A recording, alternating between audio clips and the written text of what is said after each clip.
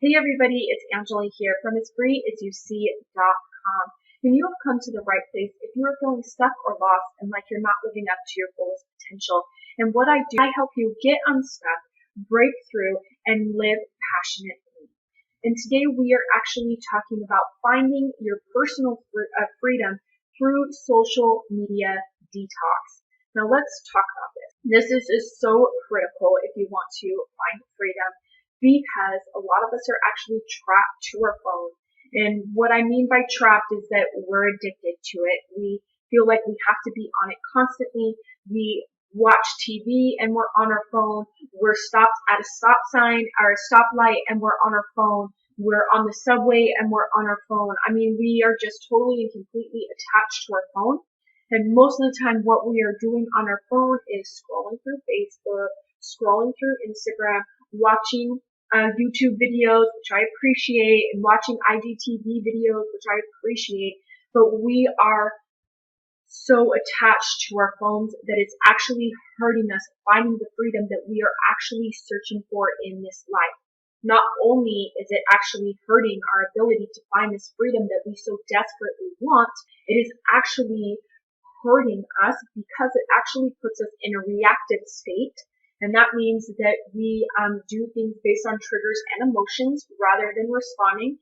And not only that, it actually makes us absent-minded, and it actually puts us in a lower frequency or in a shadow frequency, if you will. And you don't want to do that, because that means that when you are actually interacting with people, you're bringing down the vibe. And that is spreading, and it's not actually useful for us. And not that it's not useful for us, it's not serving, it's not helping us. And I am a strong believer in that you want to make sure that you disconnect from whatever energy is out there when you get onto social media, because whether or not we like to admit it, you totally and completely are connected to these energies that are out there, whether they're low or high or whatever, it doesn't matter. You are 100% connected to them while you are on social media. So what can you do to detox so that you can find your freedom? Now, before I talk about these tips or how you can do this detox, I just want I totally had something on my hand. I don't even know what it was. Okay. I don't know if I'm going to remove that or not. If I keep it, whatever. What I want you to know before we talk about these tips is that there's nothing wrong with social media at all. I feel like this is something that you want to do, I don't want to say like consistently. I do feel like it is important for you to unplug consistently, and we can go into the reasons for that, but that's like a different video. However, you want to do a social media detox when you feel like you need to focus your time and your energy on something else and you're being distracted by social media. So this is important when the detox comes in. Now, this might be something you want to do every month, whether it's 24 hours or whatever. It just depends on where you're at and what you want to do and why you are actually detoxing from social media to begin with. So just be aware of that kind of stuff. But now I'm actually going to get into how you can social media detox. Oh, before I actually do that, I want to share a little bit of a personal story with you. All the month of January, I was doing all of this healing work, and of course, I use social media to market my business and do all of those things. So I feel like I am obligated to be on social media all the time. Now, I actually run my Facebook page on autopilot. I do a batch create and create everything all in one day usually, and just do it then and send it on autopilot and let it go. The most obligation that I feel is actually on my personal profile, and I have to show up and say these inspirational things or whatever and give all this stuff and give myself away. And when in January, I was going through all of this healing, and when I do that, I tend to retreat back. I tend to want to spend more time alone and more time on journaling and really working on myself. And when I do that, all the focus is inward. I don't really have anything inspirational to say. I don't have anything like, the best advice I could give you. At that point in time, I'm just like, I don't even want to do this. Well, I couldn't even bring myself to actually share that this was going on because I was in so much resistance of letting go of posting on my personal profile. And finally I did it, and I'm glad that I did it because it's actually helped a lot because I don't feel that obligation. But also it's helping me reframe my relationship with social media because I do have a love and hate relationship with social media. So it's really helped me to detox from social media. This isn't the first time I've done this. I've actually deleted a whole profile once, and kind of restarted. So, and I stayed off of it, I think for like a good month or something like that. So it is something that you can do regularly. It is completely up to you.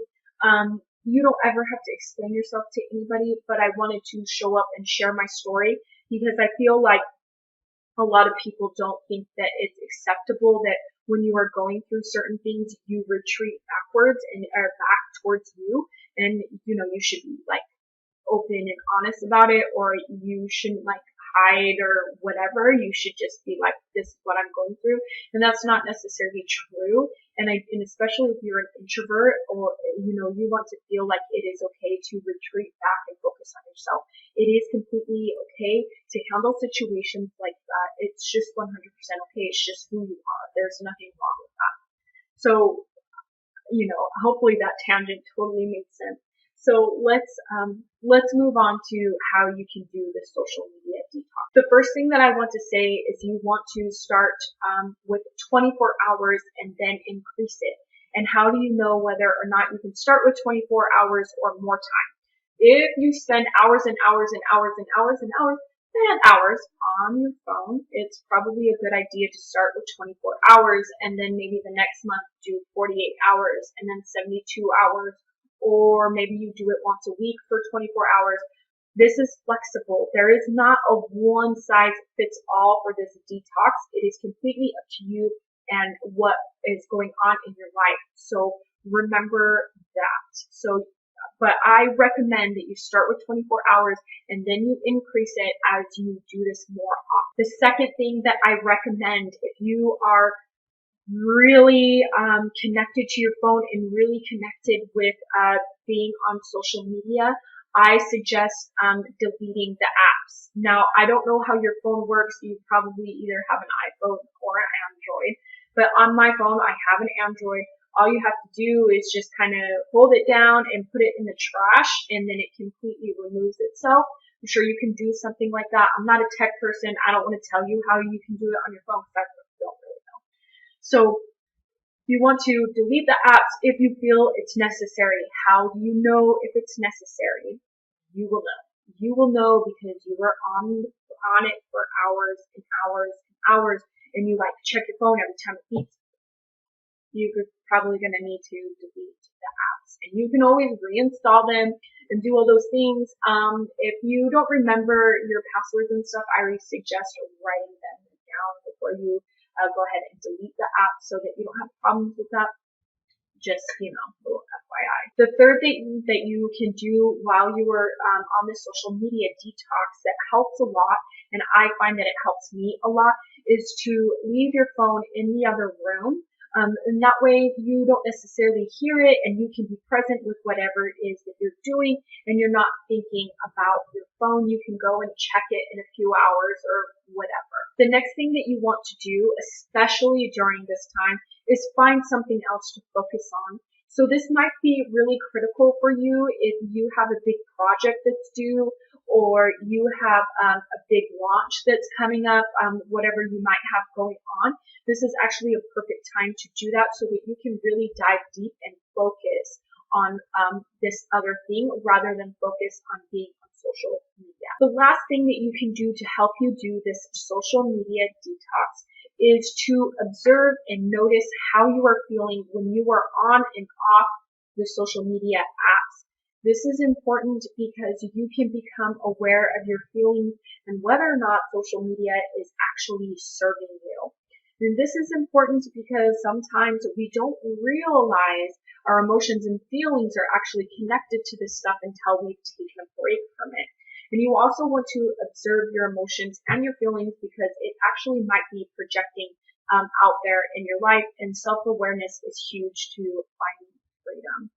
So this is how you can do a social media detox. I totally recommend you doing this regularly, especially if you need to focus or it's time to unplug or you're feeling burnout.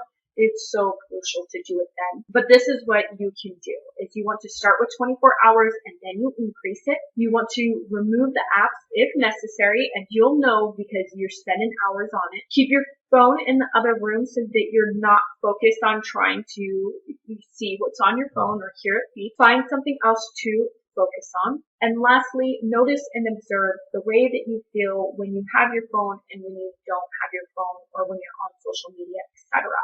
These will help you detox so that you can find that personal freedom that you are truly looking for.